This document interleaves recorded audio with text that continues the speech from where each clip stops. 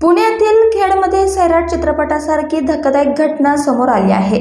आंतरजातीय प्रेम विवाह केल्याच्या रागातून तरुणीच्या आईने आणि भावाने तिच्या नवऱ्याला भर चौकात बेदम मारहाण केली। त्यानंतर त्यांनी तरुणीला मारहाण करत तिचे अपहरण केले। या घटनेचा थरारक व्हिडिओ व्हायरल झाला आहे। या प्रकरणी खेड पोलीस ठाण्यात तरुणीचे अपहरण करण्याविरोधात गुन्हा दाखल करण्यात आला आहे।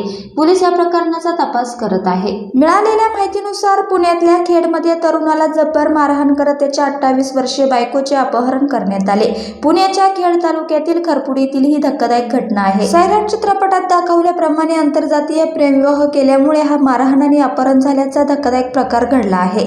तरुणीच्या आई आणि भावानेच हे धक्कादायक कृत्य केलं आहे। विश्वनाथ गोसावी आणि त्याची बायको प्राजक्ता गोसावी असं मारहाण करण्यात आलेल्या नवरा बायकोची नावं आहे।